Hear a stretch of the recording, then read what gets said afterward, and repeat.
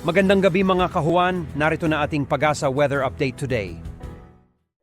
Patuloy pa rin ang mainit at malinsangang panahon in many areas of our country dahil pa rin yan sa easterlies o yung hangin po galing sa Pacific Ocean na siya magdadala pa rin po ng mainit na panahon na sinasamahan lamang po ng mga pulupulong pag-ulan or pagkidlat pagkulog.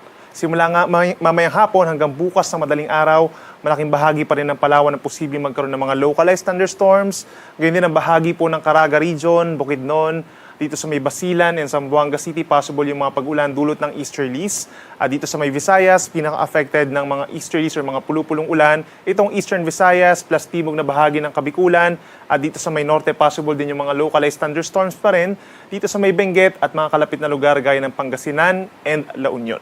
Samantala po, base naman sa ating latest satellite animation, meron tayong cloud clusters na namamataan at minomonitor pa rin po along the equator sa may silangan po ng Mindanao at nananatili tayong nakamonitor po dito dahil possible na may mabuong low pressure area or sama ng panahon doon po sa may parting timog na bahagi ng Guam from tomorrow hanggang Friday.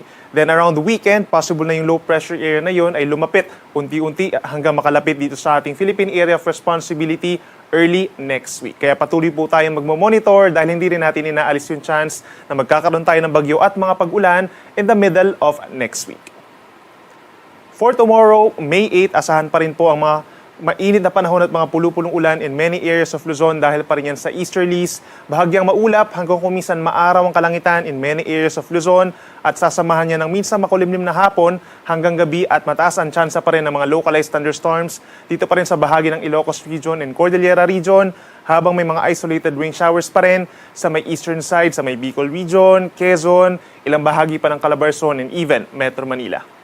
Temperature po natin sa Metro Manila by tomorrow magiging mainit pa rin po, no? Between 26 to 35 degrees Celsius, but the heat index could reach up to 42 degrees Celsius. Sabi po ng Pag-asa, the worst is over, pero possible pa rin tayong makaranas sa mga susunod na linggo ng mainit at malinsangan na panahon. And by tomorrow, dito po sa may Dagupan, Pangasinan, up to 46 degrees Celsius yung ating posibleng maramdaman na init. So in terms of record-breaking temperatures lamang po yung tinutukoy natin na the worst is over. Pero many areas pa rin such as Ilocos Region, Cagayan Valley, Central Luzon, makakaranas pa rin ng 42 to 44 degrees na mga dangerous levels of heat index by tomorrow and maybe in the coming days po.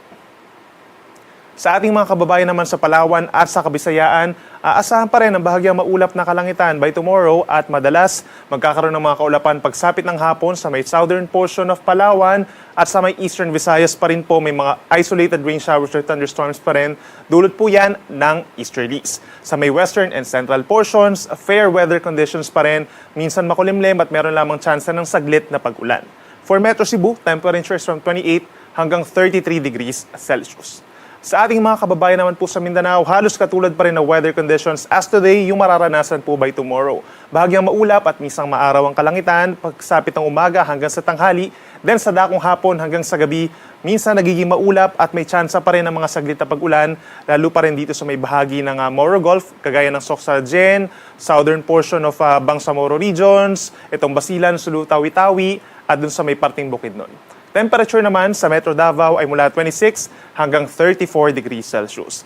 Sa ating mga kababayan dito sa Palawan, Visayas, and Mindanao, pinakamatataas ang heat indices by tomorrow dito po sa may Palawan, lalo na sa may central portions, dito sa may Iloilo and Capiz, Northern Samar, at sa mga syudad din po ng Butuan, Davao, Dipolog, and Cotabato na between 42 hanggang 44 degrees Celsius. Kaya patuloy na paalala sa ating mga kababayan, uminom pa rin po ng maraming tubig at make sure na may dala tayong pananggalang sa init gaya po ng payong at sombrero. Kung lalabas man ng bahay, iwasan natin ang pagbibilad from 10 a.m. hanggang 4 p.m. para iwas heat stroke.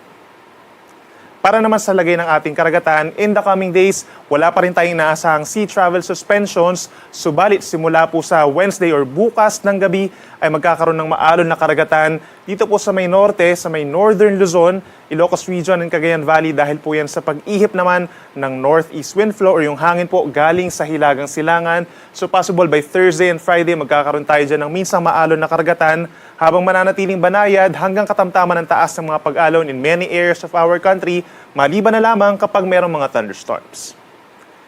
Ang ating sunset ay 6:14 ng gabi at ang ating sunrise bukas ay 5:31 ng umaga.